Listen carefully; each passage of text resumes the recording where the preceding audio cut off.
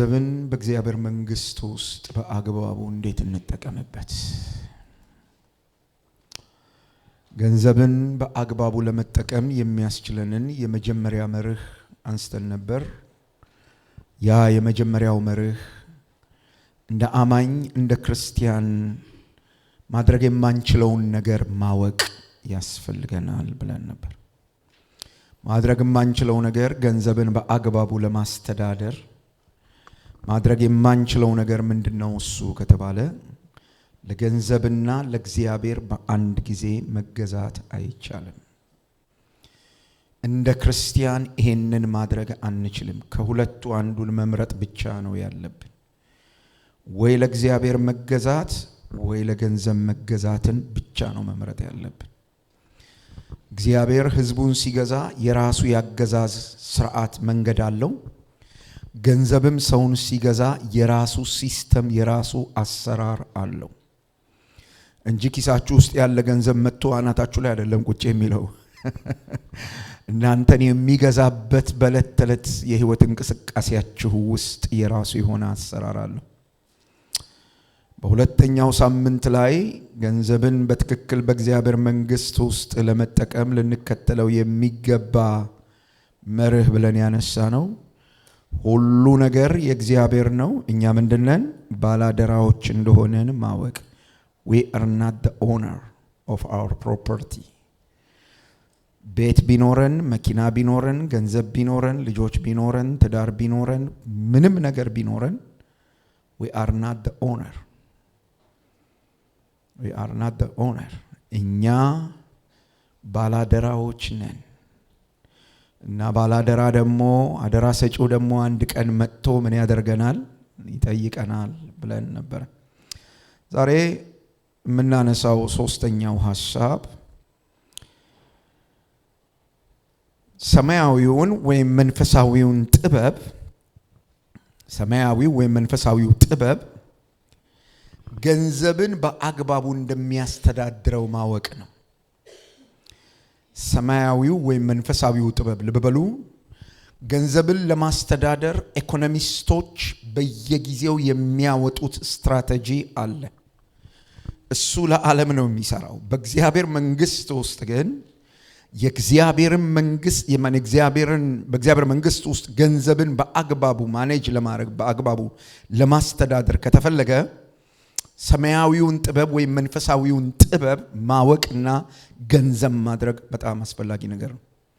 መጽሐፍ ቅዱሳችንን ስናጠና መጽሐፍ ቅዱስን በጠቅላላ ስትመለከቱ ከሀብትና ከገንዘብ ጋር ተያይዞ በመጽሐፍ ቅዱስ ውስጥ ወደ 2350 ጊዜ ገንዘብ ወይም ሀብት የሚባል ነገር ተጠቅሷል። በጣም ሲሪየስ ነው። መጽሐፍ ቅዱስ ለገንዘብ በጣም ከፍተኛ ትኩረት ነው የሚሰጠው። ወደ 2350 የሚጠጉ ጥቅሶችን መጽሐፍ ቅዱስ በዚህ ጉዳይ ላይ በደንብ ይዟል። የዚህን ቁጥር ታላቅነት ለመረዳት ምን ያስገርማል ታዲያ? 2350 ቁጥር ቢኖር ምን ያስገርማል ያላችሁኝ እንደሆነ የሚያስገርመው እምነትና ጸሎት የሚሉት ቃላት ከተጠቀሱበት በመጽሐፍ ቅዱስ ውስጥ ከተጠቀሱበት በሁለት ወይም በሶስት እጥፍ ይበልጣል። ስለ ገንዘብ የተነገረው መጽሐፍ ቅዱስ ውስጥ ስለ ጸሎትና ስለ እምነት ከተነገረው በሁለት ወይም በሶስት እጥፍ ይበልጣል። በጣም ትልቅ ነው ማለት ነው። ስለዚህ ከፍተኛ ትኩረት ይጠይቃል። ለምንድነው መጽሐፍ ቅዱስ ለገንዘብ እንደዚህ ያለ ትኩረት የሰጠው? እነዚህ ጥቅሶች መብዛታቸው ለምንድነው እሱ ያላችሁ እንደሆነ እግዚአብሔር በባንክ ያለን ገንዘብ አሳስቦት አይደለም። በአካውንታችን ውስጥ ያለ ገንዘብ ወይም በባንክ ውስጥ ያለ ገንዘብ ጉዳይ እንደው ያን ነገር ምን ያደርጉታል የሚል ነገር አሳስቦት ሳይሆን ገንዘብ ወይም ያለን ቁሳዊ ሀብትን የምንይዝበት መንገድ ገንዘብን ወይም ቁሳዊ ሀብትን የምንይዝበት መንገድ የምናስተዳድርበት መንገድ የሚያመላክተው ነገር ስላለ ነው። ገንዘብ የመጀመሪያው የልባችንን ማንነት ወደ ብርሃን የሚያወጣ ነገር ነው። የተለወጠ ልብ ያለው ሰውና የተለወጠ ልብ የሌለው ሰው የሚፈተነው በዝሙት ሳይሆን በገንዘብ ነው። That's very serious. እውነተኛ ማንነቱ ወደ ብርሃን የሚመጣበት የመጀመሪያው ልቡ ይሄ ውሳጣዊ ማንነቱ የሚገለጥበት ወይም የሚታይበት መስመር ገንዘብ ስለሆነ መጽሐፍ ቅዱስ ተጣጣኑ እንደሱ ነው የምታገኙት። ሁለተኛው መጽሐፍ ቅዱስ በዚህ ልክ ስለ ገንዘብ ያወራል ለምንድን ነው ካላችሁ መንፈሳዊ ብስለታችን የት ጋር እንደደረሰ ስፒሪቹዋል ማቹሪቲያችን የት ጋር እንዳለ ጌታ ምን ያህል እንደገባን የሚታወቀው በመስበክ በማስተማር ጥቅስ በመናገር በመናምን ሳይሆን ከገንዘብ ጋር ባለን ግንኙነት ነው። ገንዘብን የምናስተዳድርበት መንገድ የዚህ ሁሉ ነገር ዋነኛ ነጸብራቅ ነው። ሶስተኛውና በጣም አደገኛው ነገር ገንዘብ ስለ ገንዘብ መጽሐፍ ቅዱስ በዚህ ልክ የነገረን ገንዘብ በማላይ እንደምንታመን ሪሊ በእግዚአብሔር ላይ እንታመናለን ወይስ አንታመንም የሚለው ነገር የሚለካውና የሚፈተነው በተለያዩ ፈተናዎች ውስጥ ስናልፍ ስንደክም የጤና እክል ሲገጥመን ምናምን ሲሆን አይደለም። እውነተኛ ማንነታችን ሪሊ በማላይ እንደምንደገፍና እንደምንታመን የሚገለጠውና የሚታወቀው ገንዘብን በመናስተዳድርበት መስመር ነው። እነዚህ ጥቅሶች ጌታችን ኢየሱስ ክርስቶስ በወንጌላት ውስጥ ካስተማረው ትምህርት ጋር አራቱን ወንጌላት ታውቃላችሁ። በእነዚህ ወንጌላት ውስጥ ጌታችን ኢየሱስ ክርስቶስ ባስተማረው ትምህርት ውስጥ በወንጌል ውስጥ ጌታችን ኢየሱስ ክርስቶስ በተናገረው ወይም ባስተማረው ትምህርት ውስጥ ወደ 15% በላይ የሚሆነው ጌታ ኢየሱስ ክርስቶስ ያወራው ስለ ገንዘብ ነው። አራቱ ወንጌል ውስጥ ያሉ የኢየሱስ ክርስቶስ ትምህርቶች ውስጥ ሄዳችሁ ስትፈትሹ የምታገኙት ወደ 15% የሚያህለው የጌታ ኢየሱስ ክርስቶስ የትምህርት ሽፋን የነበረው ስለ ገንዘብ ነው። ስለ ገንዘብ ነው። ጌታችን ኢየሱስ ክርስቶስ ባስተማረባቸው ጊዜያቶች ውስጥ 39 ምሳሌዎች ተጠቅመዋል። 39 ምሳሌዎች ተናግሮ የእግዚአብሔርን መንግስት ለማብራራት የሚያስተምራቸውን ነገሮች ለማስረዳት ጌታችን ኢየሱስ ክርስቶስ 39 የሚያህሉ ምሳሌዎች ተጠቅመዋል። ከነዚህ 39 ምሳሌዎች ውስጥ 11ዱ በቀጥታ ከገንዘብ ጋር የተገናኙ ናቸው። 11ዱ በቀጥታ ከገንዘብ ጋር የተገናኙ በገንዘብ ላይ ትኩረት ያደረጉ ናቸው። ጌታችን ኢየሱስ ክርስቶስ በወንጌላት ውስጥ እነዚህን ሁሉ ስለ ገንዘብ ሲያስተምር በዚህ ልክ ትኩረት ያደረገበት ምክንያት ምንድነው ያላችሁ እንደሆነ ማቴዎስ ወንጌል ምዕራፍ 6 ቁጥር 21 ላይ ጌታችን ኢየሱስ ክርስቶስ በግልጥ አስቀምጦታል። ምን ብሎ ተናግሯል? በዚያ ቦታ ላይ መዝገብህ ባለበት በዚያ ደግሞ ልብህ ይሆናል። በጣም ብዙ ሰው ይሄንን ክፍል በትክክለኛ በአውዱ መሰረት አይደለም የሚገነዘበው። አውዱ የሚያወራው ስለ ብር ነው። ጌታችን ኢየሱስ ክርስቶስ ይሄን የተናገረበት ቦታ በላይ አከማቹ በላይ ሰብስቦ ልብህ ባለበት በዚያ መዝገብ ባለበት በዚያ ልብህ አለ። ምን ማለት ነው? አካውንት ሂሳብ ፍራንክ ባለበት በዚያ ልብህ አለ ማለት ነው። ስለዚህ አካውንታችን ማለት ልባችን ወይ ዌልስ ፋርጎ ወይ ባንክ ኦፍ አሜሪካ ወይ ደግሞ የሆነ ቦታ ነው ያለው ማለት ነው። እና በግልጥ ጌታችን ኢየሱስ ክርስቶስ ይሄንን በጣም ጉልህ አድርጎ ተናግሯል። ስለዚህ ገንዘብ በዚህ ልክ ትኩረት ከተሰጠው ማለት ነው መጽሐፍ ቅዱስ ስለ አስራት ስለ ስነ ምግባር ከተናገረው ካስተማረው ነገር በላይ አዲስ ኪዳን ውስጥ ስለዚህ ገንዘብ ስለሚባል ነገር በጣም ትኩረት ሰጥቶ ተናግሯል። መጽሐፍ ቅዱስ ስለ አስራት፣ ስለ ንግድ፣ ስለ ምግባር፣ ስለ ዕዳ፣ ስለ ልግስና፣ ስለ ስግብግብነት በጣም ብዙ ነገር ይናገራል። እነዚህን ሁሉ ነገሮች ተዳምረው 2350 ጥቅስ አይደርሱም። በእነዚህ ዋና ርዕሰ ጉዳዮች ላይ የተጻፈው ነገር ገንዘብ ጋር ተያይዞ የተነገረው ነገር ግን ከዚህ ጥቅስ በላይ ነው። ገንዘብ ለምንድን ነው በዚህ ልክ ትኩረት የተሰጠው ያለ እንደሆነ ገንዘብን በመንፈሳዊ ጥበብ በአግባቡ ያስተዳድርነው እንደሆነ ለእግዚአብሔር ክብር የሚውል መጠቀሚያ ዕቃ መጠቀሚያ መሳሪያ ይሆናል። መጠቀሚያ መሳሪያ ይሆናል። ነገር ግን በህይወታችን ላይ እንዲነግስ ከፈቀድንለት በህይወታችን ላይ እንዲገዛ ከፈቀድንለት አደገኛ ጌታ ይሆናል። ዝም ብሎ ትሁት ጌታ እንዳይመስላችሁ። አደገኛ ጌታ ይሆናል።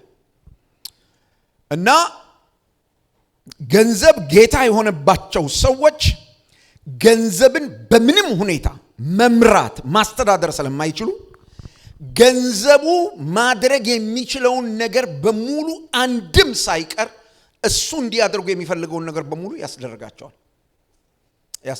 ለዚህ ነው በጣም ብዙ ገንዘብ ያላቸው ሰዎችን ህይወታቸውን ጠጋ ብላችሁ ስታዩ ከፍተኛ የሆነ የሥነ ምግባር ግድፈት ታገኙባቸዋላችሁ። ከፍተኛ የሆነ የሥነ ምግባር መቆሸሽ ታገኙባቸዋላችሁ።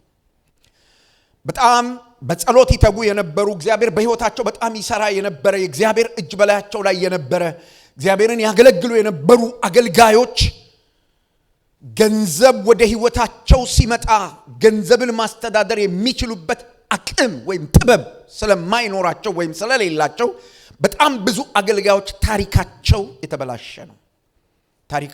የተበላሸ ነው። ስነ ምግባራቸው የቆሸሸ ነው። ገንዘቡ ወደ እነሱ ሲመጣ ገንዘቡን እንዴት ማኔጅ ማድረግ እንደሚችሉ አያውቁም። ለምን ይመስላችኋል? በጣም ብዙ ሰዎች በኢትዮጵያ በነበሩ ጊዜ በጣም መንፈሳዊ ናቸው። ብዙ ይጾማሉ፣ ብዙ ይጸልያሉ፣ እግዚአብሔርን ለማገልገል ምንም ዋጋ የከፈሉ ናቸው። መንፈሳቸው የተነቃቃ ነው። ነገር ግን ወደዚህ ምድር መጥተው እዚህ አገር መኖር ልክ ሲጀምሩ እንዴት እንደሆነ ሳያውቁት ያ እዛ አገር የነበረው ግለታቸው፣ እዛ አገር የነበረው ትኩሳታቸው ቀስ ብሎ ከህይወታቸው ሸሽቶ ሄዷል። እና የሆነ ርቀት ከሄዱ በኋላ ነው የሚነቁት። ደግሞ የሆነ ርቀት ሄደው ሲነቁ ተመልሰው ያንን መሆን አይችሉም። ገንዘብ በመንፈሳዊ ጥበብ ማስተዳደር ካልቻልን ትዳራችንን እሱ መምራት ይጀምራል። ገንዘብን በመንፈሳዊ ጥበብ ማስተዳደር ያልቻሉ ባልና ሚስቶች በገንዘብ ምክንያት ትዳር ያፈርሳሉ። እኔ አስታውሳለሁኝ ኢትዮጵያ በነበርኩ ጊዜ ለ2 ዓመት ሽምግልና የተቀመጥንበት አንድ ጋብቻ ፋይናሊ ፈረሰ። እና የጠቡ ምክንያት ምን ነበረ ያላችሁኝ እንደሆነ አንድ የብረት ካውያ ነበረ። ሲጋቡ ሚስትየው ይዛው ወደ ቤት የገባችው እና አንድ የብረት ካውያ ነበረ። ያ ካውያ የሷ ነው፣ ንብረቷ ነው። ከእናቷ ከአባቷ ቤት ይዛው ነው የመጣችው። ስለዚህ ባልየው አንድ ቀን በዛ ካውያ ተነስቶ ሲተኩስ ጦርነት ተከፈተ ማለት ነው። እና ኦኬ አለባል ወይኔን ትመርጫለሽ ወይኔን ብረት ካውያ ትመርጫለሽ። 2 ልጆች አላቸው። ፈና አይደለም የምነግራችሁ። 2 ልጆች አላቸው። ማሚ ታውቃለች። 2 ዓመት ሽምግልና። አሁን ያንዳ አብራው ሽምግልና የተቀመጡ ትልልቅ አገልጋዮች ነበሩ። እነሱን ስም ብጠራ ሚዲያ ላይ ምናምን ስለሆነ ሰዎቹ ፋይንድ አውት ስለሚደረጉ ነው ማለት ናገረውና ባንዲት ብረት ካውያ ምክንያት ማለት ምንድነው ችግሩ ካላችሁኝ የጥበብ መጥፋት። ሪሊ ባልና ሚስቶች በገንዘብ ጉዳይ ላይ እንዴት ናችሁ? ሚስትህን ታመናታለህ? ባልሽን ታምኚዋለሽ? የገንዘብ አስተዳደራችሁ መንፈሳዊ ጥበብ አለበት? መንፈሳዊ ጥበብ ስለሌለ በቤተ ክርስቲያን ውስጥ የሚሰበሰበው ገንዘብ፣ ወደ ቤተ ክርስቲያን የሚመጣው ገንዘብ በጣም በሚያሳዝን ሁኔታ የእግዚአብሔር መንግስት ስራ አይሰራም። ስለዚህ ሁላችንን የሚነካ ነገር ነው የምናነሳው። ኦኬ ገንዘብ በዚህ ልክ በእግዚአብሔር መንግስት ውስጥ ፋክተር ካለው በጣም አንዳንድ ባሎች እንደዚህ ያስባሉ። የኔ የባልየው ስራ መስራት፣ ከዛ ገንዘብ ማምጣት፣ ቤቱን ማስተዳደር ነው ይላል። እና በብሩ ያስባል ሰውየው። እና በብሩ ስለሚያስብ ሴትዮዋን እንደቃ ይቆጥራታል። እና ትዳራቸው ይፈርሳል። የገንዘብ ኢምፓክቱ በጣም ትልቅ ነው። መጽሐፍ ቅዱስ ለዚህ ነው አጽንዖት ሰጥቶ የሚያወራው። እግዚአብሔር የሰጣቸውን አገልጋይ መባና አስራት ሰብስበው ስለሚሰጡትና ደሞዝ ስለሚከፍሉት በላዩ የተቀመጠውን ጥሪ ዲስግሬስ አድርገው የእግዚአብሔርን ስራ የሚያፈርሱ ቤተክርስቲያናት በጣም ብዙ ሰዎች ናቸው። ገንዘብ በጣም አደገኛ ነገር ነው። እኔ ከክርስቲያን ሚሽነሪ አሊያንስ ጋር አብሬ ለማገልገል ይሄን የወንጌል ሥራ ለመስራት በተገናኘን ጊዜ ለመጀመሪያ የተጠየቁትን ጥያቄ አስታውሳለሁኝ። ሁለት መሰረታዊ ጥያቄ ጠየቁኝ። የመጀመሪያው የተጠየቁት ጥያቄ ስለ ተመሳሳይ ጾታ ጋብቻ ምን ታስባለህ አሉኝ። ኃጢአት ነው አልኳቸው። ኃጢአት ነው፣ የእግዚአብሔር ፍርድ ምልክትም ነው አልኳቸው። ኦኬ በጣም ጥሩ አሉ። ስለ ገንዘብ ምን ታስባለህ አሉኝ። አምናት አካውንታንት አልኳቸው። እኔ አካውንታንት አይደለሁም፣ ጥሬ ወንጌል ነው፣ ከገንዘብ ጋር የሚያገናኘኝ ነገር የለም አልኳቸው። ዛሬ ቆሜ ስለ ገንዘብ ሳወራ በእግዚአብሔር ፊት ቤተክርስቲያኒቱን የሚመሩ ሰዎች እዚህ ውስጥ አሉ። ቤተክርስቲያኒቱ ካዝና ውስጥ አሁን ስንት ብር አለ ብላችሁ ብትጠይቁኝ መልሴ እኔ እንጃ ነው። የቤተክርስቲያኒቱን አካውንት አይደለም። ሪሊ ቤተክርስቲያን አሁን ለኔ የምትከፍለኝን ገንዘብ ኤግዛክት ቁጥሩን ብትነግሩኝ ወይ ኢየሱስን ነው የምጠይቀው ወይ ቤዛን ነው የምጠይቀው። አረ ነው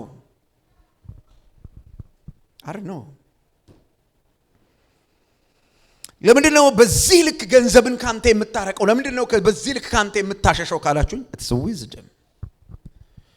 አገልግሎቴን አፌክት እንዲያረጋው አልፈልግም። እግዚአብሔር የሰጠኝን ይሄንን ኦፖርቹኒቲ እግዚአብሔርን ማገለግልበትን ይሄንን እድል ላበላሸው በጭራሽ አልፈልግም። አንዴ ነው የምኖረው። እግዚአብሔር ለማንም ያልሰጠውን እድል ነው የሰጠኝ እግዚአብሔርን ማገልገል።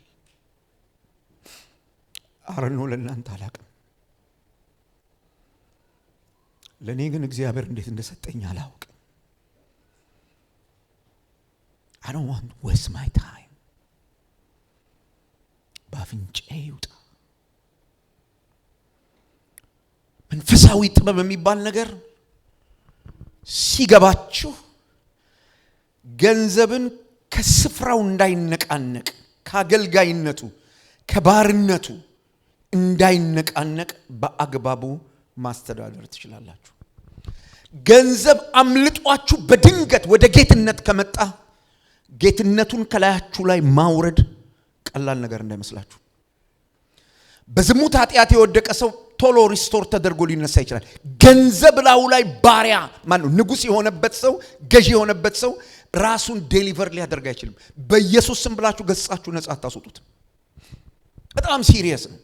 ምንድነው የሚያስፈልገው ካላችሁኝ መንፈሳዊ ጥበብ ምንድነው? እሱ መጽሐፍ ቅዱስ መንፈሳዊ ጥበብን በተመለከተ የሚነግር መንፈሳዊ ጥበብን በደንብ መገንዘብ ያስፈልጋል። ዋናው ትምህርታችን የሚመሰረተው ያዕቆብ መጽሐፍ ምዕራፍ 1 ቁጥር 13 እና ቁጥር 17 ላይ ነው። ላንብብላችሁ እሱና መንፈሳዊ ጥበብን ላውራ። ከናንተ መካከል ጥበበኛና አስተዋይ የሆነ ሰው ማን ነው ይላል። ከናንተ መካከል ጥበበኛና አስተዋይ የሆነ ሰው ማን ነው? ከዚያ እንዲህ ብሎ ይነግረናል። ስራውን ከጥበብ በሆነ በመልካም አኗኗር ያሳየን ይላል። አስተዋይና ጥበበኛ የሆነ ሰው በነገራችሁ ላይ ሸረኝነትና ጥበበኝነት የተለያዩ ነገሮች ናቸው። ሰዎች ሸርንና ክፋትን ተንኮልን ጥበብ እያሉ ይጠራሉ። የአጋንንት ነው ሊሆን የሚችለው። ሰማያዊቱ ጥበብ ግን የራሷ ካራክተር አላት። ቁጥር 17 እንዲህ ይላል፣ ከሰማይ የሆነችው ጥበብ ግን በመጀመሪያ ንጽሕት ናት፣ በኋላ ሰላም ወዳድ፣ ታጋሽ፣ እሺባይ፣ ምህረትና መልካም ፍሬ የሞላባት፣ አድሎና ግብዝነት የሌለባት ናት። የጽድቅም ፍሬ ሰላምን ለሚያደርጉ በሰላም ይዘራል ብሎ እግዚአብሔር ቃል ይናገራል። አሁንም እናወራው ስለ መንፈሳዊ ጥበብ ስናወራ ስለዚህ ነገር መንፈሳዊ ጥበብ አንድ ሰው የእግዚአብሔርን ፈቃድ እንዲለይ very remarkable አንድ ሰው የእግዚአብሔርን ፈቃድ እንዲለይ ከዚያስ እግዚአብሔርን በሚያከብር መንገድ እንዲኖር የሚረዳ ከእግዚአብሔር የሚሰጥ ማስተዋል። ለዚህ ነው ያዕቆብ መጽሐፍ ምዕራፍ 1 ቁጥር 5 እንዲህ ብሎ የሚናገረው ከናንተ መካከል ማንም ጥበብ የሚጎድለው ሰው ቢኖር ሳይነቅፍ በልግስና የሚሰጠውን እግዚአብሔርን ይለምን፣ ለእርሱ ደግሞ እግዚአብሔር ምን ያደርገዋል? ይሰጠዋል። መንፈሳዊ ጥበብ የሚባለው ነገር የእግዚአብሔርን ፈቃድ በትክክል አንደርስታንድ እንድናደርግ ከዚያ ደግሞ የምናደርገውን ነገር በሙሉ ለእግዚአብሔር ክብር ማድረግ እንድንችል አቅም የሚሰጠን ማስተዋል ወይም አንደርስታንዲንግ ነው። it is a spiritual wisdom። ይሄ መንፈሳዊ ጥበብ በክርስትና አስተምሮ ትርጓሜ ውስጥ መንፈሳዊ ጥበብ ከእውቀት ወይም ከህይወት ተሞክሮ በላይ ነው። of course ሰዎች በህይወት ተሞክሮ ጥበብን ያዳበሩ ሊመጡ ይችላሉ። ይሄ ሰማያዊው ጥበብ ወይም መንፈሳዊው ጥበብ ግን ከእውቀት ከመረዳት ዕውቀት ከማግኘት መረጃ ከመሰብሰብና ካለን የህይወት ተሞክሮ በላይ ነው። መንፈሳዊ ጥበብ በምንድነው የሚለካው? እንዴት ነው እሱ የሚሆነው ያላችሁኝ እንደሆነ የሚለይበት መስመሩ ምንድነው ካላችሁ መንፈሳዊ ጥበብ በመንፈስ ቅዱስና በቅዱሳት መጻሕፍት ዕውቀት very remarkable በመንፈስ ቅዱስ ማለትም ከመንፈስ ቅዱስ ጋር በሚኖር ግለ ግንኙነት ከመንፈስ ቅዱስ ጋር በሚኖር የዕለት ተዕለት ኢንተራክሽን መንፈስ ቅዱስ ጋር ከሚኖር የየለቱ የህይወት መስተጋብር ጋርና በቅዱሳት መጻሕፍት ዕውቀት እነዚህን ሁለት ነገሮች መሰረት ያደርጋል። ከዚያስ በትህትናና በታዛዥነት የተቀረጸ ጥልቅ ግንዛቤ ነው። ዲፕ አንደርስታንዲንግ ነው። ይሄ ጥበብ ያላቸውን ሰዎች ስታዩቸው ገንዘብን ሲያስተዳድሩ ስታዩቸው በጣም በጥንቃቄ ያስተዳድራሉ። ወደ ወንጌል አገልግሎት በመጣሁበት ጊዜ አሁን ወደ ጌታ ሄደዋል። አንድ አባት ነበሩ፣ የቤተ ክርስቲያን ሽማግሌ ሰብሳቢ የነበሩ አባት እና በዛች በማገለግልባት ቤተ ክርስቲያን ውስጥ ሐሙስ ማታ የቤተ ክርስቲያን ሽማግሌዎች ከየስራቸው ተሰብስበው መጥተው እዛ የቤተ ክርስቲያኒቱን አስተዳደር ጉዳይ ይነጋገራሉ። ስለዚህ ከሥራ ስለሚመጡ ዳቦ አለ። ያን ጊዜ 1 ብር ነው ብር ከ50 እንደዚህ አካባቢ ነበር። እንደዚህ ረዘም ያለ ዳቦ አለ። እሱ ይገዛና እሱ ተሸንሽኖ ከሻይ ጋር ገብቶ ይቀመጥላቸዋል። ከዛ ሻይና እሱን እንትን ብለው ስብሰባቸውን ምክንያቱም እስከ ሚድናይት አንዳንዴ ያመሻሉ። እንደሱ ይደረጋል እና አንድ ቀን ሻይና ዳቦ ተዘጋጅቶ ምናምን ብሎ ጸሐፊው አዘጋጅታ ምናምን ባለችበት ስብሰባው እንደ ድንገት ተሰረዘ። አንድ የሆነ ነገር ገጠማቸውና ስብሰባው እንደ ድንገት ተሰረዘ። ዳቦው ተገዝቷል፣ ሻው ተሰናርቷል። ጧት አገልጋዮች ሲንገባ ያቺ ጸሐፊ ጠራችንና ኑ ይሄን ዳቦ እንብላው፣ ትላንት ለሽማግሌዎች ስብሰባ የተገዛ ነበረ፣ በቃ እንብላ ምናምን ተባለና በላ ነው። ሻዩንም ጠጣን ጨረስን። ከዛ በሳምንቱ ሐሙስ አላቸው ስብሰባው። በሳምንቱ ሐሙስ ስብሰባ እንትን ሲል ደወሉላት ማለት ነው ለጸሐፊዋ። ባለፈው ሐሙስ ዳቦና ሻይ ገዝተሽ ነበር አሏት። ለአሁኑ ሐሙስ ይሆናል አሏት። ብዙ ሰው ገብጋባ ሊላቸው ይችላል። ከዛ በኋላ አረ እኔ እኮ ለአገልጋዮቹ ሰጥቻቸው በላ ነው ጠጣ ነው። አዋጡና ገዝታችሁ አምጡ አሉ። አዋጡና ገዝታችሁ ጠራችን። ነገሩ 1 ብር ከምናምን ነው። ሄደን ገዝተን አምጥተን እያጉረመረምን እያተመተምን ሻቸውንም ዳቦቸውንም ገዝተን አስገባን። በሱ እየገረመኝ እያለ የቤተ ክርስቲያን ሂሳብ ሲሰራ ያን ሂሳብ እንትን እያደረጉ እያለ አንድ ቀን እንዳትስቁ በዚህ ሂሳቡ ሲሰራ 5 ሳንቲም ጎደለ ማለት ነው። ደሆል ሰነድ መመርመር አለበት አሉ። በሙሉ ሰነድ መመርመር አለበት እንዴ! አንዱ ሽማግሌ 5 ሳንቲም እኮ ነው። ኖ የእግዚአብሔር ገንዘብ ነው፣ የት እንደሄደ መታወቅ አለበት አሉ።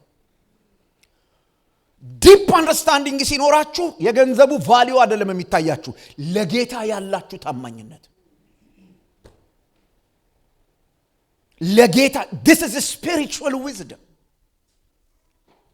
ከአማውንቱ ጋር አይደለም ጉዳዩ ያለው ከኛ ኢንቴግሪቲ ጋር ነው። እኛ ብቻችንን ሆነን ስንሰራ፣ እኛ ብቻችንን ሆነን ስንኖር ማለት ነው። ይሄ እንዲህ አይነት ግንዛቤ ያላቸው ሰዎች ያገኙት ካፌቴሪያ ገብተው የፈለጉትን ያህል ገንዘብ ኢንቨስት አድርገው አይወጡ። መንገድ ላይ የሆነ ጓደኛቸውን ስላገኙ ዝም ብለው ናግባ እንብላ ምናምን ብለው ገንዘብ ኢንቨስት ሊያደርጉ አይችሉም። ስስት አይደለም እያስተማርኳችሁ ያለሁት፣ እየነገርኳችሁ ያለሁት።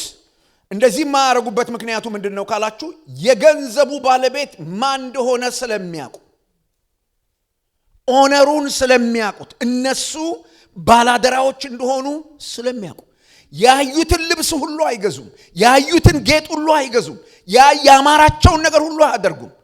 2 ነገር ያደርጋሉ። እግዚአብሔር ፈቃዱ ነው ወይ? 1 በዚህ ጉዳይ እግዚአብሔር ይከብራል ወይ? 2 እንዲህ አይነት የህይወት ስርዓት በመምራት በእግዚአብሔር መንግስት ውስጥ ገንዘብን የሚያስተዳድሩ ሰዎች በገንዘብ ተጠልፈው ሊወድቁ አይችሉም። የገንዘብ ተጠልፈው ሊወድቁ አይችሉም። መጽሐፍ ቅዱሳዊው ትርጉም ይሄ አሁን የተነተንኩትን ትርጉም መጽሐፍ ቅዱሳችን በጣም ግልጽ በሆነ መንገድ በዳዊት በመዝሙረ ዳዊት መጽሐፍና በምሳሌ መጽሐፍ ምዕራፍ 1 ላይ ምን ብሎ ይነግረናል? መንፈሳዊ ጥበብ ማለት እግዚአብሔርን በመፍራትና እግዚአብሔርን በትክክል በማወቅ ላይ የተመሰረተ የህይወት ስርዓት አድርጎ ይነግረናል። መንፈሳዊ ጥበብ አለው የሚል መጽሐፍ ቅዱስ የጥበብ መጀመሪያ ማለት የጥበብ ሀ ማለት አይደለም። ስለ ፋውንዴሽን አይደለም የሚያወራው። የጥበብ ላይ ቶፑ መደምደሚያው አናቱ ከፍታው አንድ ሰው በጣም ጠቢብ ሆነ ሲባል እግዚአብሔርን ይፈራል። እግዚአብሔርን ሲፈራ 5 ሳንቲም በምን ምክንያት እንደጎደለ መዝገብ ይመርመር ይላል።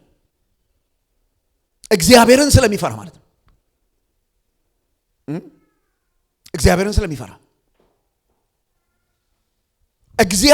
ስለሚፈራ እግዚአብሔርን በትክክል ስለሚያውቅ እግዚአብሔርን በትክክል ማወቅ ምን ማለት ነው ያላችሁኝ እንደሆነ የሁሉ ነገር ባለቤት እግዚአብሔር ነው። ይሄ ስለ ገንዘብ ሳወራ not the only ስለ ካሽ ብቻ አይደለም የማወራው። ስራ ቦታ ላይ ስራ ከእግዚአብሔር ባደራ የተቀበልከው ጉዳይ ነው። ስራሽ እግዚአብሔር በአደራ የሰጠሽ ነው። 2 ሰዓት ከ30 ስራ መጀመር ካለብሽ 2 ሰዓት ከ30 ስራ መጀመር አለብሽ። ይሄም የሆነው አለቃ በቤተ ክርስቲያን አገልግሎት ላይ እግዚአብሔር 11 ሰዓት ከ15 ደቂቃ ልክ እዚህ አገልግሎት እንድንጀምር ይሄን ጊዜ ለኛ ሰጥቷል። 12 ሰዓት ከ30 እዚህ መድረስ ታማኝነትን ማጉደል። የጊዜው ባለቤት እግዚአብሔር ነው። መንፈሳዊ ጥበብ የሚባል ነገር ሲገባን ነው እንደዚህ የሚሆነው። ዲፕ የሆነ መንፈሳዊ ግንዛቤ ሲኖረን መንፈሳዊ ጥበብኛ ጋር ሲኖር እግዚአብሔርን ስንፈራ ህይወትን ዝም ብለን እንዳጋጠመን አንኖርም። ህይወትን እንደተመቸን አይደለም የምንኖረው። በፕሮግራም መኖር እንጀምራለን። በትክክል መኖር እንጀምራለን። ደቀ መዝሙርነት ይሄ ነው። የሐዋርያት ሥራን መጽሐፍ ስታጠኑ ህዝቡ አያቸው። በአንጾኪያ አካባቢ አዩአቸው።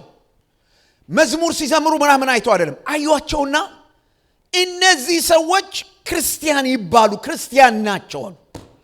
ለምንድን ነው እንደዚህ ያሏቸው ብላችሁ የጠየቃችሁ እንደሆነ ኢየሱስ ክርስቶስን የሚከተል ቅርጽ ያለው የህይወት ስርዓት ነበራቸው። ከሌሎቹ የሚለይ የህይወት ስርዓት ነበራቸው። እኔ በጣም የምሸማቀቅበትና ማዝንበትን ትላንትና እዚህ አንድ ፕሮግራም ነበርና ልጄ መታ ያሸማቀቀችኝ ነገር ነው የምነግራችሁ። እኔና እናቷ አስጠንቀናት ነበር። 2 ሰዓት ነው አገልግሎት የሚጀምረው፣ ፕሮግራሙ የሚጀምረው 2 ሰዓት እዚህ እንደደርሻልናት። ከዛ በኋላ 3 ሰዓት ላይ መጣች። 3 ሰዓት ላይ ስትመጣኛ ገና አልጀመርንም ፕሮግራሙን። ቀጣ ቢሮ መጣ። ሰዓቷን እንዲያርጋ ታያለህ። 2 ሰዓት ነው ፕሮግራም የሚጀምረው፣ ድረሽ። እኔ አቃለሁ ያበሻን ነገር አለች። ይሄ እንዴት እንደሚያሸማቀቀኝ አጠይቁኝ። እና የሳቅን ያበሻ ቶሎ አይመጡም ምናምን እያል ነገሩን ከማን ጋር ነው የምናያይዘው? ከሰው ጋር። በጊዜያችሁ ታማኞች ናችሁ ወይ? ታማኞች ነን ወይ? አንድ ነገር ሰርቼ ጨርሳለሁ በዚህ ጊዜ ውስጥ ብለን ባልንበት በዚያ ሰዓት ውስጥ ሰርተን ለመጨረስ ታማኞች ነን ወይ? አንድ መጽሐፍ ለማንበብ 1 ወር ጊዜ ሰጥቶ በዛ 1 ወር ጊዜ ውስጥ አንብበ ካልጨረስክ ታማኝ አይደለም። የጊዜ ሌባ ነህ። የተለያየ ነገር ስታይ ነው ያንን እንትን ያሳለፍከው። ስልክ ላይ ስክሮል ስታረግ ምናምን ያመለጠ። ከቲክታክ ወደ ዩቲዩብ፣ ከዩቲዩብ ወደ ፌስቡክ፣ ከፌስቡክ ወደ ኢንስታግራም፣ ከኢንስታግራም ወደ ምናምን ግራም፣ ከግራም ወደ ግራም ስትዘልን ያመለጠ። እንደሱ ነው ያመለጠ። ጊዜያችንን በአግባቡ ማኔጅ ማድረግ የምንችለው እግዚአብሔርን የምንፈራ ከሆነና እግዚአብሔርን የምናውቅ ከሆነ ነው። እግዚአብሔርን የምናውቅ ሰዎች ከሆንን የጊዜው ባለቤት እግዚአብሔር። this is a spiritual wisdom። ጊዜ ላይ የማትጠቀመውን መንፈሳዊ ጥበብ አምጥተ ገንዘብ ላይ ልትጠቀመው አትችልም። ስራ ቦታ ላይ የማትጠቀመውን መንፈሳዊ ጥበብ ገንዘብ ላይ አምጥተ ልትጠቀመው አትችልም። አይሆንም። መንፈሳዊ ጥበብ በሙሉ በህይወታችን ላይ የሚሰራ ነገር ነው።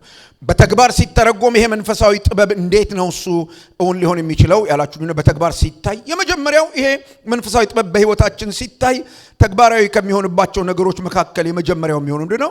ከእግዚአብሔር ዓላማዎች ጋር የሚስማሙ ውሳኔዎችን መወሰን ያስችለናል። ከእግዚአብሔር ፕሮግራም፣ ከእግዚአብሔር መንግስት፣ ከእግዚአብሔር ሐሳብ ጋር አላይን የሚያደርጉ ነገሮች ላይ መወሰን። አሁን ምን ይላሉ ሰዎች? አይ ስጋ ደካማ ነው፣ ስጋ ብርቱ ነው፣ እንደዚህ የሚባል ነገር የለም። መንፈሳዊ ጥበብ ልክ ሲገባችሁ ጊዜያችሁን፣ ገንዘባችሁን፣ አገልግሎታችሁን፣ ማህበራዊ ግንኙነታችሁን እያንዳንዱን ከጌታ የተቀበላችሁትን ትዳራችሁን፣ ልጅ አስተዳደጋችሁን እያንዳንዱን ጌታ በአደራ የሰጣችሁን ጤንነታችሁን፣ ይሄንን ሰውነታችሁን ጭምር ከእግዚአብሔር ዓላማ ጋር በሚስማማ ሁኔታ ስለዚህ እግዚአብሔርን ዓላማ አንደርስታንድ ማድረግ ይጠይቃል ማለት ነው። እግዚአብሔር ምንድነው እሱ ዓላማው በህይወት የሚለውን መንፈሳዊ ጥበብ ሲኖረን እያንዳንዱ ነገራችንን ከእግዚአብሔር ዓላማ ጋር በሚስማማ ሁኔታ ውሳኔ መስጠት ያስችለናል። አቅም ይኖረናል፣ የመወሰን አቅም። ካሁን በፊት ስናገር ሰምታችሁኛል። ሰዎች በምድር ላይ ሲኖሩ በቀን ውስጥ 7000 ውሳኔዎች እንደሚወስኑ ጥናት ያደረጉ ሰዎች ይናገራሉ። ወደ 7000 የሚያህል ውሳኔ አለ። በዚህ 7000 ውሳኔ ውስጥ ስንቱን ከእግዚአብሔር ዓላማ አንጻር አስበን እንደምንወስን መጠየቅ ያስፈልጋል። እና መንፈሳዊ ጥበብ የሚባል ነገር ሲኖረን እንደዚህ ነው ምን ሆነው። ሁለተኛው እውነትን ከሐሰት መለየት ያስችለናል። መንፈሳዊ ጥበብ የሚባል ነገር ሲኖረን እውነትንና ሐሰትን ለመለየት ግራ የምንጋባ ሰዎች አንሆንም። ለምን ካላችሁኝ እግዚአብሔርን መፍራት የሌለበት ነገር በሙሉ ምንድነው? እሱ ሐሰት ነው። ፒሪየድ። ምንም አንቸገርም። ይሄ አቅም፣ ይሄ ጥበብ ይኖረናል። ይሄ መንፈሳዊ ጥበብ የሚባል ነገር በእኛ ዘንድ ሲኖር ለሰዎች በጸጋና በማስተዋል ምላሽ መስጠት የምንችል ሰዎች ያደርገናል። ምን ማለት ነው? ማህበራዊ ግንኙነታችን ከቤት ጀምሮ የተፈወሰ ይሆናል ማለት ነው። ማህበራዊ ግንኙነታችን ከቤት ጀምሮ የተፈወሰ ይሆናል ማለት ነው። በደንብ አድርጋችሁ ስሙኝ። የምትድኑት በልባችሁ አምናችሁ ባፋችሁ መስክራችሁ ነው። እግዚአብሔርን የምታመልኩት በልባችሁ አምናችሁ ባፋችሁ መስክራችሁ ነው። ሰዎችን የምታንጿቸው በልባችሁ ቅንነት ባፋችሁ በጎ ቃል ነው። ስለምንናገራቸው ቃላቶች ከኛ ውስጥ ምክንያቱስ መጽሐፍ ምን ብሎ ይናገራል? በልብ የሞላው ነገር በአፍ ምን ያደርጋል ይላል? ይፈሳል ይላል። እና አንዳንድ ሰው እኔ በቃ ምን ላድርገው፣ እኔ እኮ እንደው አመሌ ነው ምናምን፣ እኔ እኮ እንደው አስተዳደጌ ነው ምናምን። ብራዘር፣ ወደ እግዚአብሔር መንግስት መጥተህ ከሆነ በእግዚአብሔር መንግስት ውስጥ ተቀላቅለህ ከሆነ ያ ሰውዬ በመስቀል ተወግዷል። እሱን ሰውዬ እዚህ ልናስታምመው አንችልም። አንዳንድ ሰዎች ምን ይላሉ? እኔ እንደው አፌ ይናገራል እንጂ ሆዴ ውስጥ ምንም የለም። ሆዴ ውስጥ ከሌለ ካፍ ምንም ልታወጣ አትችልም። ይሄንን ያበሻ ቀልድ ተው ዘመዶቼ። እኔ ያው ስታናደድ ባሎች እንዲህ ይላሉ፣ እኔም እንደው ስታናደደኝ እናገራለሁ እንጂ በልቤ እኮ በውስጥ ምንም አለ ያለውን ነው የምታወጣው። አንተን እንመን መጽሐፍ ቅዱስ ነው። ሰው በልቡ የሞላውን ያንን ነው የሚዘረግፈው። እሱ ነው የሚወጣው። ሰው ሚስት ላይ ስታንባርቅ፣ ባልሽ ላይ ስታንባርቂ ምናምን ስትሉ ምንድነው ልቤ ውስጥ ያለው ብላችሁ መንፈሳዊ ጥበብ ሲኖር ኢሞሽናሊ ከሰዎች ጋር ኢንተራክት አናረግ። ዘመዶቼ፣ በስሜት የሚኖሩ ሰዎች ራሳቸውን ያጠፋሉ፣ ሰዎችን ያጠፋሉ። በጣም ብዙ 100,000 ብር የወጣበት ዶላር ስሜታዊ የሆነ ሰው ሲነዳው within a second ዶጋመድ ይሆናል። እሱ አይደለም የሰው ህይወት ያልፋል። መንፈሳዊ ጥበብ የሚባል ነገር ያለው ሰው ግን ከሰዎች ጋር በሚኖረው ግንኙነት በቤተክርስቲያን ቢሆን፣ ከቅዱሳን ጋር ቢሆን፣ ከልጆቹ ጋር ቢሆን፣ ከቤተሰቡ ጋር በአጠቃላይ መንፈሳዊ ጥበብ አቅም ይሰጠዋል። ምን አይነት አቅም ይሰጠዋል? እንዴት አድርጎ መልስ መስጠት እንዳለበት፣ እንዴት መናገር እንዳለበት አቅም ይሰጠዋል። መንፈሳዊ ጥበብ የሚባለው ነገር በተግባር ሲገለጥ የመጽሐፍ ቅዱስን እውነት በዕለት ተዕለት ህይወታችን ላይ መተግበር ያስችለናል። መንፈሳዊ ዕውቀት የሚባል መንፈሳዊ ጥበብ የሚባል ነገር የኛ ሲሆን በዕለት ተዕለት ህይወት ስርዓታችን ላይ የእግዚአብሔርን ቃል የመለማመድ አቅም ይኖረናል። ከባድ ነው የዛሬው የትናንቱ እንደሱ አይደለም የምንለው። የእግዚአብሔርን ቃል በየዕለቱ ለመኖር ራሳችንን ማስለመድ ያስችላል። በቀላል መንገድ ለመግለጽ መንፈሳዊ ጥበብ ማለት በተግባር ሲገለጥ የእግዚአብሔርን እውነት እንድንረዳና እንድንኖረው መንፈስ ቅዱስ እኛን የሚያሰለጥንበት መንገድ ማለት ነው። የእግዚአብሔር መንፈስ እኛን ትሬን የሚያደርግበት፣ እኛን ዲስፕሊን የሚያደርግበት፣ እኛን የሚቀርጽበት፣ እኛን የሚረዳበት መንገድ ማለት ነው። ከዚህ ትንታኔ ተነስተን መንፈሳዊ ጥበብ ከገንዘብ ጋር ተያይዞ የምንማረው ነገር ምንድን ነው ያላችሁ እንደሆነ መንፈሳዊ ጥበብ የሚያስተምረን ገንዘብ የእግዚአብሔር እንደሆነ ባላደራነት ደግሞ ለእርሱ ክብር እንዲሆን አደራ የሰጠንን ገንዘብ በታማኝነት መጠቀም። ገንዘብ መጠቀሚያ ነው። ከኔ ጋር እንዲህ ብላችሁ ተናገሩ። ገንዘብ በሉ። አልሰማችሁም? ገንዘብ በሉ። መጠቀሚያ ነው። ለገንዘብ ብለህ ከሚስት ጋር አትጣላ። ሚስት ትበልጣለች ከገንዘብ። ለገንዘብ ብለሽ ከባልሽ ጋር አትጣይ። ገንዘብ መጠቀሚያ ነው። እንደ ብረቷ ካውያ አታርጉ። ገንዘብ ማለት ያቺ የብረቷ ካውያ ማለት ነው። ፒሪየድ። መጠቀሚያ ነው። ልብሱን ቢተኩስበት ምንም አይደለም። እሱ ካለ እንደገና ሌላ ካውያ መግዛት ይቻላል።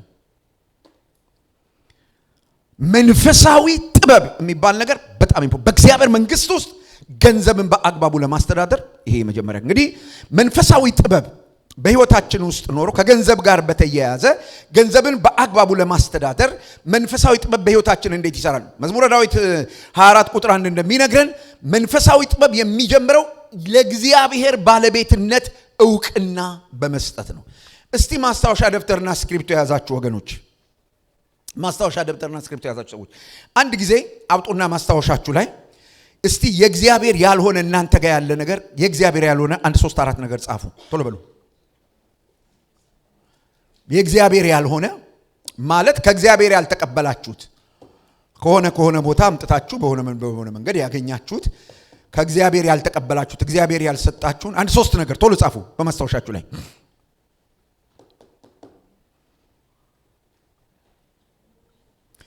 ሰርታችሁ ሊሆን ይችላል ያገኛችሁት፣ ተምራችሁ ሊሆን whatever ሰው አላቅም፣ ብቻ ከእግዚአብሔር ያልተቀበላችሁት የእናንተ የሆነ እናንተ ጋር ያለ 1 3 ነገር እስቲ ጽፎ ይጨርሰ። ጊዜ ስለሌለን ጽፎ ይጨርሰ እንዴ? ሰዎች የእግዚአብሔር ያልሆነ ነገር አግኝተሃል? እሺ ንገረን። ምን አገኘ? ምን ታዲያ አብዬ ጽፈሽ አገኘሽ? እሺ ፍርሃት፣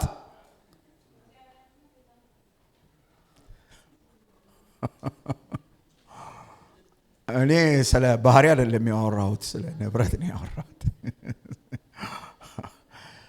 ከእግዚአብሔር ያልተቀበልነው አንድ ነገር የለም።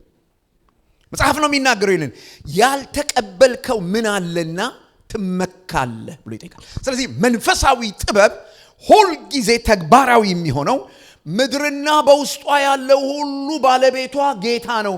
እኛ የት ነው የምንኖረው? ምድር ላይ። እንኳን ያለን እኛ የማነል የእግዚአብሔር በለው። ምድርና በውስጧ ያለ ሁሉ የእግዚአብሔር ነው። ምሳሌ መጽሐፍ ምዕራፍ 3 ቁጥር 9 እግዚአብሔርን በሀብታችንና ከፍሬያችን ሁሉ በኩራት እንድናከብር በጽኑ ያስተምራል። ልብ በሉ መጽሐፍ ቅዱስ ባለን ነገር ሁሉ ባገኘነው በኩራት የመጀመሪያ በነገራችን ላይ ምናልባት የስጦታ አይነቶችን በእግዚአብሔር መንግስት ውስጥ የምንሰጣቸውን የስጦታ አይነቶች በሌላ ጊዜ እናገር ይሆናል። ግን ከስጦታዎች መካከል አንዱ በኩራት የሚባል ስጦታ አለ። በኩራት ማለት እንደ ምሳሌ ላስረዳችሁ። ለምሳሌ ኬፍ ስራ ለውጠን በል አሁን ካለበት ምናልባት በግምት ነው ማውራው። እሺ አላውቀውም እኔ አንተ ደሞዝ ይስተማል ነገርችኝ እንዴ በግምት $6,000 ታገኛለህ በል አሁን ዝም ብለን እና $6,000 በወር ከሚያገኝበት ደሞዝ ተነስቶ ስራ ቀየረና ኬፍ ወደ $12,000 ወደሚያገኝበት ስራ ሺፍት አደረገ። ከዛ $12,000 ተከፍሎ ተቆጥሮ ሲሰጠው በኩራት ስለሚባል ስጦታ የሚያከሆነ የመጀመሪያውን 12,000 ቀጥ አድርጎ አምጥቶ በቤተ ክርስቲያን ውስጥ ቁጭ ያደርጋል ማለት ነው። this is በኩራት። አንድ ብር ሳይቀንስ ለእግዚአብሔር መንግስት ስራ $12,000 አምጥቶ ኢንቨስት ያደረገው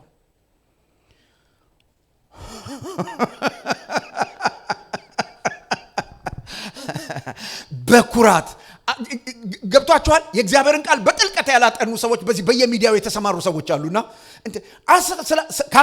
ከ10 ስለ 1 ገና ይጨቃጨቃሉ። አስራት እንዴት ይሰጣል? ምን ኧረ ተው ዘመዶች፣ መጽሐፍ ቅዱስ የሚያወራው ጉድ በጣም ትልቅ ነው።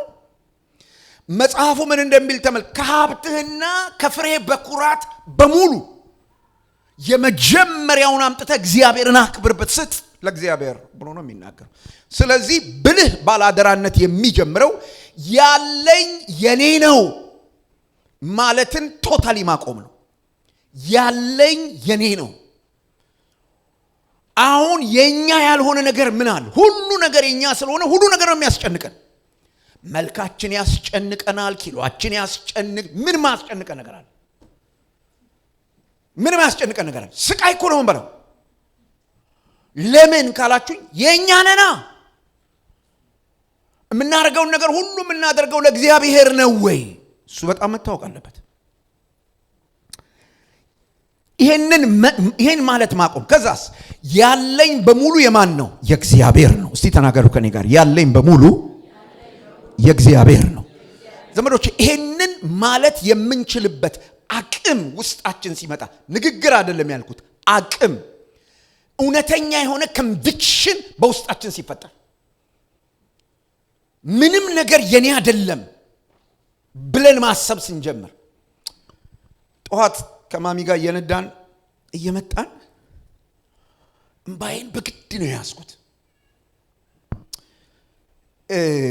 ምን ሆንክ ምናምን እንዳትለኝ ብዬ ዝም ነው ያልኩት። ከጌታ ጋር ያወራው አንድ ነገር በጣም ገባኝ።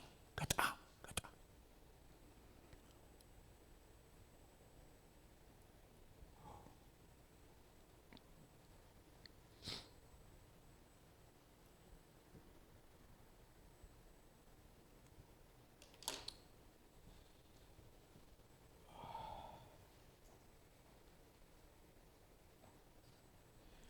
ካልጋ የተነሳሁትና የምተነፍሰው ስለለመድኩ አይደለም። አይገርምም? ትላንት ስለተነሳሁኝ አይደለም ዛሬ የተነሳሁት። እና በዚህ ጉዳይ እግዚአብሔርን ተመስገን ብዬ አላቅም። አይገርም? ጠዋት መተንፈስ ስለጀመርኩ ሰርፕራይዝ ሆኜ ትገርማለህ እኮ ዛሬም ተነፍሳለሁ አብዬ አላቅም።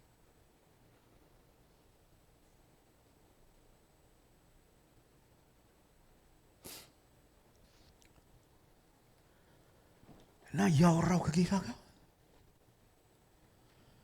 አሁንም የምንዳው ለካ አንተ የነዳው ያለ ትንፋሽ ቢወሰድ ምን ሊሆን እንደሚችል አስባችኋል? ምን ሊከሰት እንደሚችል ከእግዚአብሔር ያልተቀበልነው ነገር ምን አለ? ሁሉ ያንተ ነው። እግዚአብሔር እንደዚህ አይነቱን ትሁት መንፈስ ያምጣልን።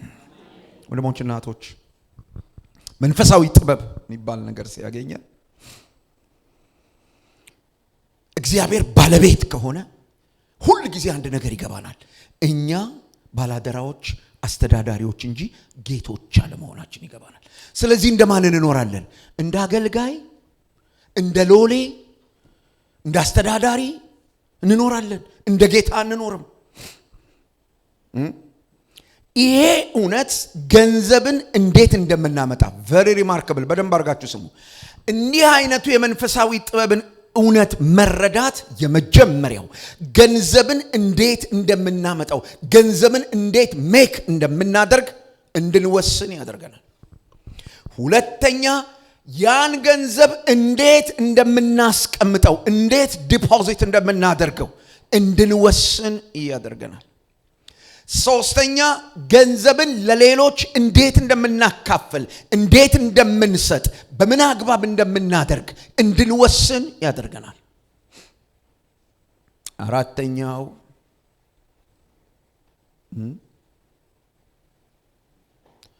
እቅዳችንን እንዴት እንደምናቅድ ከገንዘብ ጋር ተያይዞ የገንዘብ ባላደራነት ሲገባችሁ ገንዘብን በእቅድ ማውጣት የህይወታችሁ የአካል ክፍል ይሆናል። እናንተ አይደላችሁማ የገንዘቡ ባለቤቶች። የሚቀጥለው ዕቁብ ሲመጣ መኪናዬን ቀይራለሁ የሚባል ነገር የለም።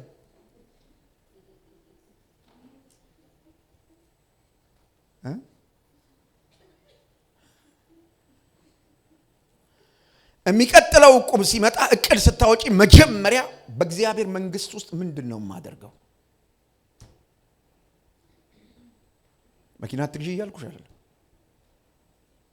ምን ነው ሳቃችሁ? ዕቁብ የምትበሉ ሰዎች አላችሁ እዚህ ውስጥ? መንፈሳዊ ጥበብ የሚባል ነገር ሲመጣ እንትን በሚቀጥለው ደሞዝ እሱ ትገዛለሁ አይባልም ብራዘር። እንደሱ አይደለም የሚባለው። በኋላ መጣበታለሁ እሱ ላይ። መንፈሳዊ ጥበብ የሚባል ነገር መጀመሪያ የኛ ሲሆን ያለን በሙሉ የኛ አይደለም፣ ባለቤቱ አለ። ስለዚህ ባለቤቱ ከሚፈልገው ነገር ነው የምንጀምረው። ባለቤቱ ከሚፈልገው ነገር ነው የምንጀምረው። መንፈሳዊ ጥበብ ለገንዘብ ሳይሆን ለእግዚአብሔር እንድንገዛ ያስተምረናል። ማቴዎስ ወንጌል ምዕራፍ 6 ቁጥር 24 ደጋግመን ያነሳነው ጥቅስ ነው። ማንም ለሁለት ጌቶች መገዛት እንደማይችል ወይም ለእግዚአብሔርና ለገንዘብ መገዛት እንደማይቻል በግልጽ ይናገራል። ገንዘብ መልካም አገልጋይ ነው፣ ክፉ አይደለም። ብዙ ሰዎች ገንዘብን እንደ ሰይጣን ይስሉታል። አይደለም፣ መጽሐፍ ቅዱስ እንደሱ አይልም። መጽሐፍ ቅዱስ የሚለው ምንድነው? ገንዘብን መውደድ የክፋት ሁሉ ስር ነው የሚለው። ከገንዘብ ጋር ከተፋቀራችሁ፣ ገንዘብ ፍቅር ካስያዛችሁ ክፋት እናንተ ውስጥ መብቀል ይጀምራል። ገንዘብን ማፍቀር አያስፈልጋችሁም። ገንዘብን ማፍቀር ማለት ጥሩ ምሳሌም ባይሆን ግን በጣም ስሜት ስለሚሰጥ ልንገራችሁ። እዚህ ሀገር አላቅም፣ ግን አገር ቤት ባልና ሚስት ይጋቡና ከዛ የምታገለግላቸው ሴት ላይ ትቀጠራለች፣ ቤት ውስጥ ማለት ነው። እና ብዙ ባሎች ቤት ውስጥ በሚቀጠሩ ሴቶች ይፈተናሉ እና ቤት ውስጥ ልታገለግል ሚስት ልትሆን አይደለም፣ ልታገለግል ከገባችው ዝቅ አድርጌ እያየሁ አይደለም፣ ግን እዛ ቤት የገባችበት ዓላማ እሱ አይደለም። እዛ ቤት የገባችበት ዓላማ ቤቱን ማገልገል ነው እንጂ ሚስት መሆን አይደለም። እና ሚስት አልጋ ላይ ትወጣለች፣ ሴትዮ ሚስት አልጋ ላይ ትወጣለች። ይሄንን መጽሐፍ ቅዱስ አመንዝራነት፣ ዋልጌነት ብሎ ኮንኗል በጣም በጽኑ። ስለዚህ ትዳር ይበላሻል ማለት ነው። ልብ ብላችሁ ስሙ። ገንዘብን ማፍቀር ማለት በእግዚአብሔር ላይ ማመንዘር ማለት ነው። በገንዘብ ፍቅር መያዝ ማለት በእግዚአብሔር ላይ ማመንዘር ማለት ነው። ለምን ካላችሁኝ ገንዘብ ፍቅር ካስያዛችሁ ይጥላችኋል። እሱ የሚፈልገውን ነገር ሁሉ ያስደርጋችኋል። በጣም አደገኛ ነው። ገንዘብን ግን በቦታው ካስቀመጣችሁት በጣም ጥሩ አገልጋይ ነው። መኪና ይገዛል፣ ወንበር ይገዛል፣ ልብስ ይቀይራል፣ ጥፍር ቀለም ይገዛል፣ ብዙ ነገር ያደርጋል። ስለዚህ በደንብ ስሙኝ። ገንዘብን በቦታው በትክክል ለመግዛት የሚፈልግ ሰው መንፈሳዊ ጥበብ የሚባል ነገር በመንፈሳዊ ጥበብ ካልገዛ ነው ገንዘብ የሚባለውን ነገር በመንፈሳዊ ጥበብ ካላስተዳደር ነው እላያችን ላይ ክፉ ጌታ ሆኖ ይመጣል። ጨካኝ ጌታ ሆኖ ይመጣል። ገንዘብ በህይወታችሁ ላይ ስለሚደርሰው አደጋ ጉዳዩ አይደለም። ለዚህ ነው ሰዎች በገንዘብ ትንባሆ ገዝተው ሲጠጡ ገንዘብ ዝም ነው የሚለው። ሰዎች አልኮሆል ጠጥተው ሰውነታቸውን አቢዩስ ሲያደርጉ ገንዘብ ባለው ቃል ትችላለህ በለው። ይሄ መድችኛው የመጠጥ አይነት ምንድናት? ዋናው የሚታወቀው ስም ባቅ ጥሩ ነበር። ምን ልጥራ በእናትህ እዚህ ቤት ሄደ ሰው የለም እዚህ ቤት። እሺ የሚታወቀው ይሄኛው እንኳን ጠጥተው አታውቅም ይለዋል። ኦኬ ይላል። ያኛው ሊጠጣ ይሄዳል። ከመርዝ ወደ መርዝ። ጨካኝ ነው ገንዘብ፣ ጨካኝ ነው። በካንሰር እንድትያዝ፣ ደም ግፊት እንዲይዝ አብልቶ አጠጥቶ እኮ ነው የሚያደርገው። እንድትሰቃይ ያደርጋል። በጣም አደገኛ ክፉ ጌታ ነው። ገንዘብ ጌታችን በሚሆንበት ጊዜ ሲምፕተሙ ምንድነው? ምልክቱ ምንድነው ካላችሁ የመጀመሪያው ፍርሃት ይይዘናል። ፍርሃት ህይወታችንን ይቆጣጠራል። በፍርሃት እንመታለን። ምን አይነት ፍርሃት ነው የሚይዘን ያላችሁ እንደሆነ ገንዘብ የጠፋ ቀን ምን ሆናለሁ፣ ገንዘብ የሆነ ነገር ይሆን እንደሆነ ምን እገባለሁ፣ ምን ይደርሳለሁ ብለን በፍርሃት በሰቀቀን እንኖራለን። ስግብግብነት ህይወታችንን ይቆጣጠራል። ስግብግብነት ማለት ምን ማለት እንደው ታውቃላችሁ ዘመዶቼ? የማይጠግብ ማንነት ማለት ነው። እዚህ በዘመናችን ካሉ ሀብታሞች መካከል አንደኛው ሰው ጥያቄ ጠይቀው ነበር አሉ። ምን ቢሆን ነው የሚረኩት ሲባሉ ባለይ ላይ ትንሽ ቢጨምር። ስግብግብነት ማለት እሱ ነው። ቁጥሩን እኔና እናንተ በአግባቡ ልንጠራው የማንችለው ገንዘብ እያላቸው ምን ቢሆን ነው የሚፈልጉት? ትንሽ በሱ ላይ ቢጨመር። ቁጥሩንስ እንደው በትክክል ይጠሩታል? እኔ ምን አውቃለሁ ዘመዶቼ። ስግብግብነት እንደዚህ ነው። ይሄ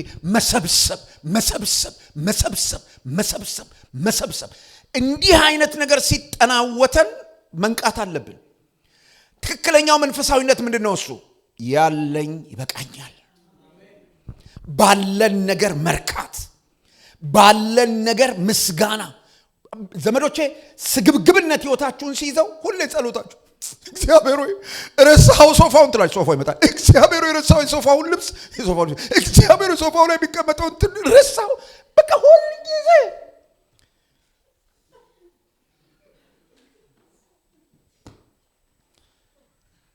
ከዛ ደግሞ እንደውላል እግዚአብሔር ሰው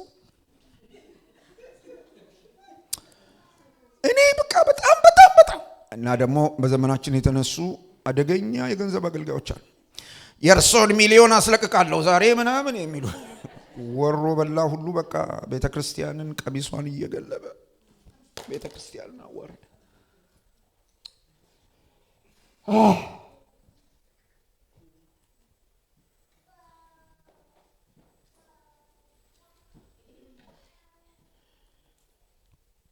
አውቶቡስ ላይ ሲባነንባቸው አውቶቡስ ላይ ተይዘው በቦክስ ሲመቱ አሁን ትተው ማይክ ይዘው ሆኗል ዘረፋ የሚያካሂዱት እኛ መካከል ገብተው። ገብጋባነት ይዘናል። ጭንቀትና ራስ ወዳድነት ይወርሰናል። የገንዘብ ፍቅር ገንዘብ ላያችን ላይ ገዢ ሆኖ ሲቀመጥ ጭንቀት፣ ራስ ወዳድነት፣ እንቅልፍ ማጣት፣ ስትረስ፣ ደም ግፊት፣ ፕሬሸር፣ በቃ ምንም አይመጣ ፕሬሸር፣ ትሬሸር ሁሉ ነገር ይመጣባችሁ። ገንዘብ ጌታችሁ ሲሆን ቀላል እንዳይመስላችሁ። ለዚህ ነው መጽሐፍ ቅዱስ ሲናገር ከላይ የሆነችው ጥበብ ግን ይላል፣ ከላይ የሆነችው ጥበብ ግን ንጹህ ናት፣ ሌብነት የለባትም፣ ማምታታት የለባትም፣ ውሸት የለባትም፣ ማጭበርበር የለባትም፣ ሁለት አፍ መሆን የለባትም፣ ንጹህ ናት። ለገንዘብ ብላ ከማንም ጋር ጦርነት ውስጥ አትገባም፣ ታራቂ ናት፣ ገር ናት፣ ምህረት የሞላባት በጎ አድራጊ ናት ይላል። እንዲህ ባለበት ቦታ ሁሉ ጽድቅ አለ፣ ሰላም አለ ይላል። የሚገርም ነገር ነው። ስለዚህ የእግዚአብሔር ጥበብ ገንዘብን በራሱ ተገቢ በሆነው ቦታ መቀመጥ ባለበት ቦታ ስፍራውን ይዞ ቅድም እንዳልኳችሁ አገልጋይ ሆኖ እያለ ሰራተኛ ሆኖ እያለ ሚስት እንዳይሆን ስፍራ እንዳይዝ ይከለክለዋል። በእግዚአብሔር አገዛዝ ስር እንዲቆይ ያደርገዋል። መንፈሳዊ ጥበብ ከብዛት ይልቅ ለታማኝነት ዋጋ ይሰጣል። ሉቃስ ወንጌል ምዕራፍ 16 ቁጥር 10 እስከ 11 ስታነቡ በጥቂቱ የታመነ በብዙ ደግሞ ይሾማል ይላል። በጥቂት የታመነ በብዙ ይሾማል። እግዚአብሔር ባላደራነትን የሚመዝነው በስጦታው ታላቅነት ብቻ ሳይሆን በልባችን ውስጥ ባለ ታማኝነት ጭምር ነው። ማርቆስ ወንጌል ምዕራፍ 12 ቁጥር 41 እስከ 44 ትዝ ትላችኋለች። ባለፈው ጊዜ አንስቻታለሁ። ያቺ ሴት ሰዎች ሁሉ እግዚአብሔርን በብራቸው ሊያስደምሙት ሲሰጡ ያቺ ሴት ግን ታማኝ ሴት ስለነበረች ህይወቷን ሰጠች።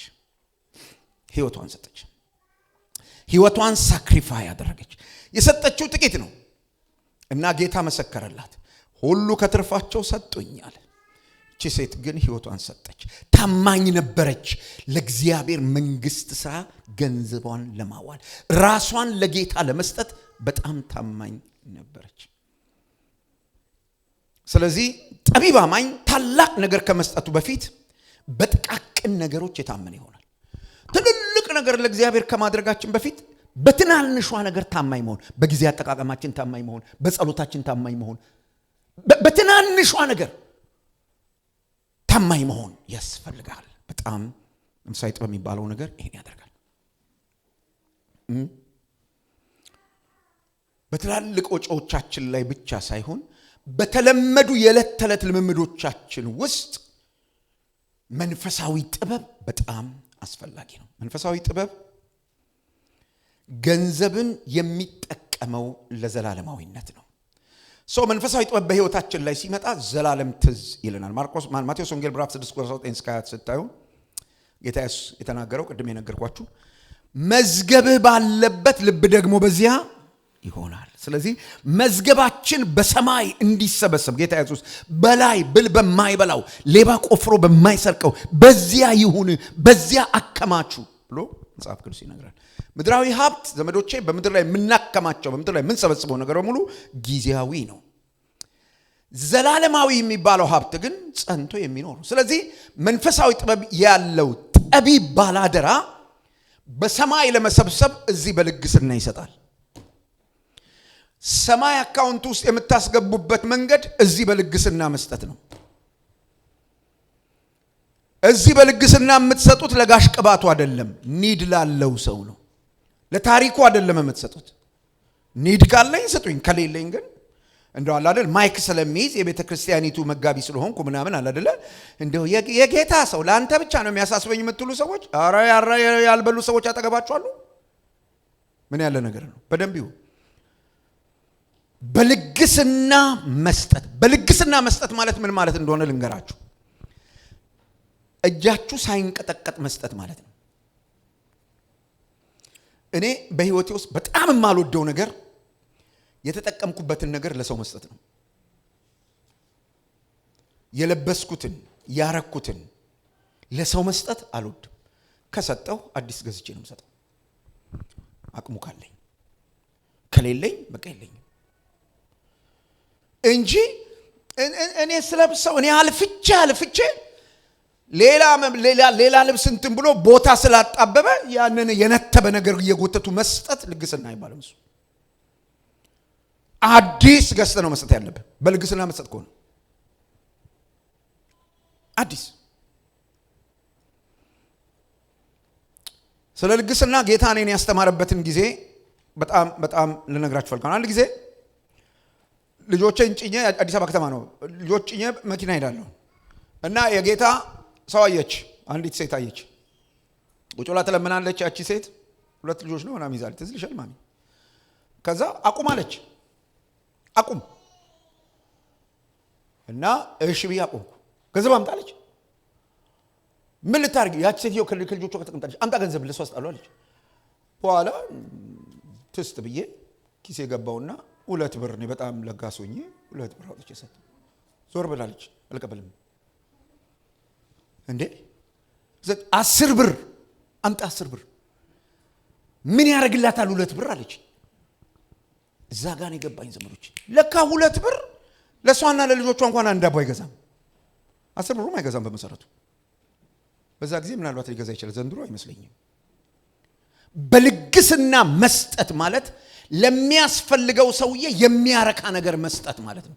አጠገባችሁ ላለ ሰው ዞር በሉና እንደዚህ በሉት፣ ከሰጠኸኝ በሉት፣ ንገሩት፣ ከሰጠኸኝ በሉት፣ በልግስና ስጠኝ በሉት። አዎ በልግስና መስጠት ማለት ስም ለማስጠራት መስጠት ማለት አይደለም። በልግስና መስጠት ማለት እንደው ምስጋና ይግባትና መልካምዬ እንዲባል አይደለም። በጭራሽ አይደለም፣ በፍጹም አይደለም። በልግስና በእግዚአብሔር መንግስት አሁን ይሄን ህንጻ ልንገዛ ነውና ባንካችሁ ውስጥ ያለ 1 ሚሊዮን ምናምን አምጣችሁ ስትሰጡን እኛ ሁሌ እዚህ መድረክ ላይ ስንቆም ምስጋና ይግባቸውና ጋሽዬስ ያለን ልናወራ በፍጹም አንናገርም። ዝም ነው የምንለው።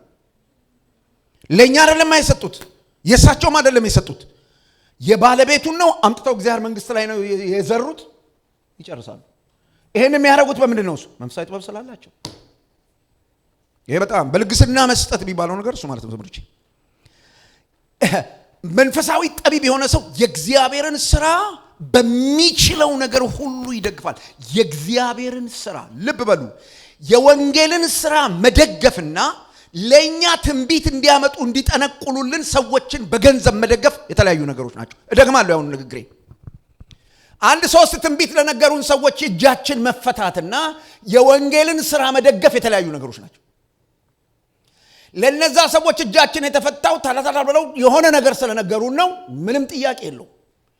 የወንጌል ስራ የምትሰራ ከሆነ በወንጌል ላይ የምትዘራ ከሆነ ወንጌል እንዲሮጥ ወንጌል እንዲዳረስ በወንጌል ላይ ታስቦ ታቅዶ በሚነገረን መርሃ ግብር ላይ ኢንቨስት ማድረግ ይጠይቃል። ኢንቨስት ማድረግ እሱን ይጠይቃል።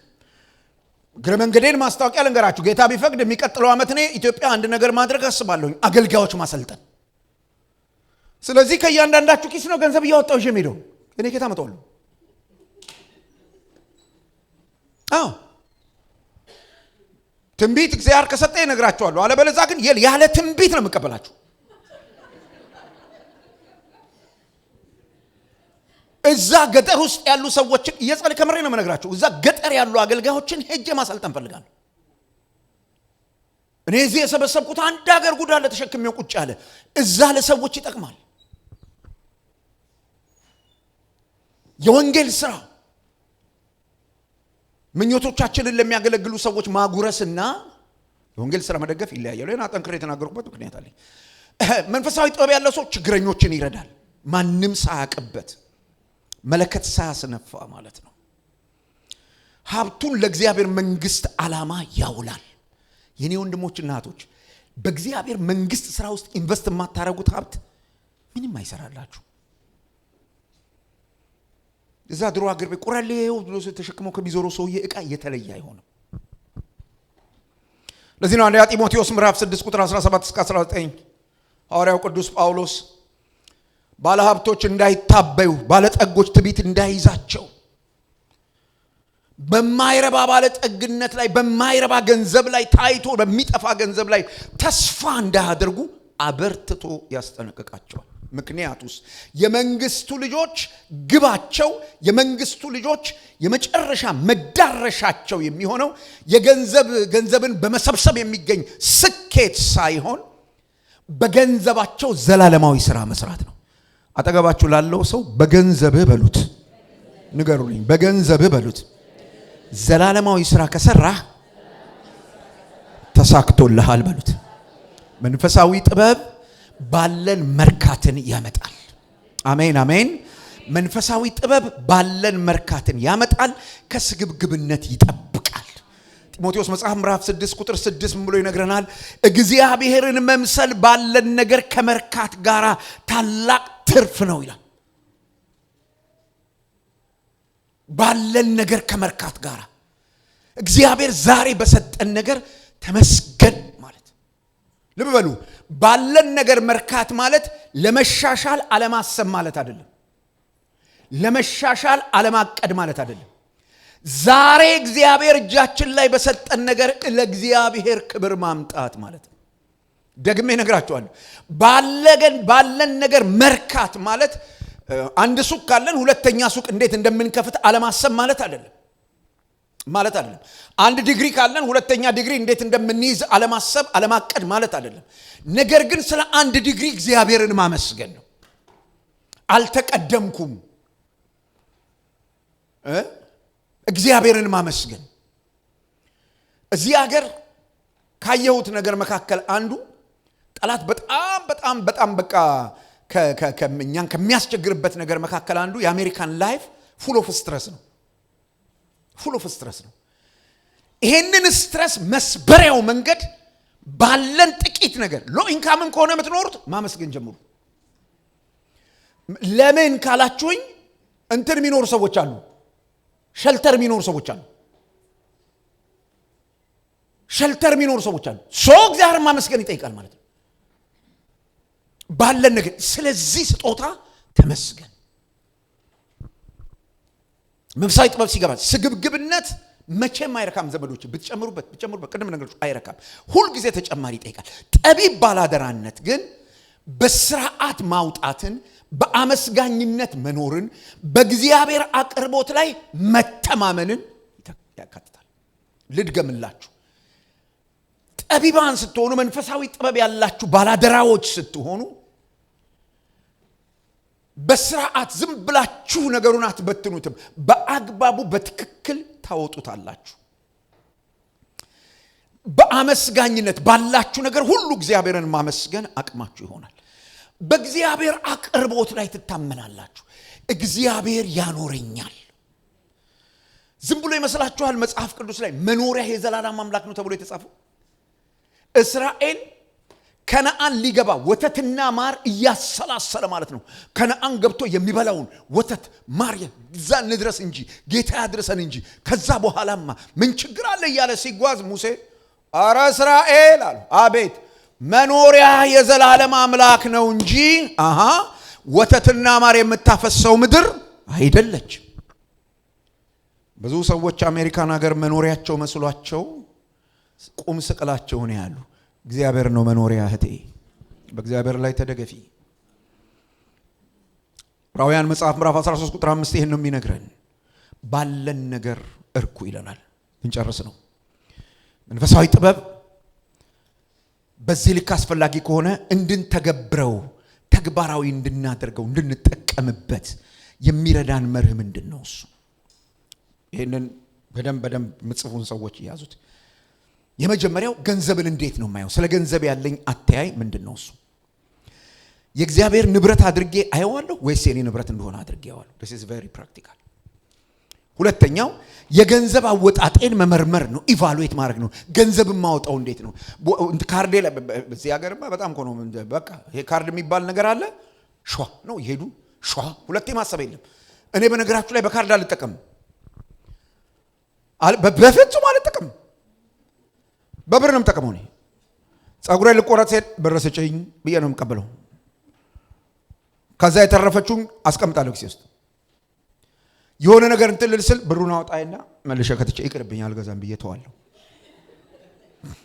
ተዋለሁ ካርድ ለምን እንዳስያዟችሁ ዛሬ ልንገራችሁ በደንብ ስሙ ስላሰለጠኑን አይደለም ካርድ የሰጡን ኮንሸስ ሆነን ገንዘብ እንዳናስተዳድር ነው ኮንሸስ የምትሆነው ቢሉ ሲመጣ ነው ልክ ቢሉ ሲመጣ በኢየሱስ ስም ጌታ ሆይ ማለት ሶስተኛ ስራ ልጀምር ቢሉን አይተ ኖ ሳትጭር በፊት ወገብህን መታመም ሳትጀምር እግርሽን መታመም ሳትጀምሪ ሳትጭሪ በፊት እኔ ፈን እየሰራሁ አይደለም ስትሮንግሊ አድቫይዝ ማረጋችሁ ነገር ምን እንደሆነ ልንገራችሁ በካርዱ መጠቀም ስላለባችሁ ሲስተሙን እንዴት ቻሌንጅ እንደምታደርጉት ልንገራችሁ ሂዱና በካርዱ የተወሰነ ገንዘብ ከአካውንታችሁ አውጣችሁ ቤት አስቀምጡ በቃ አለቀ በወር ይሄን ያህል ገንዘብ ነው ማወጣው ብላችሁ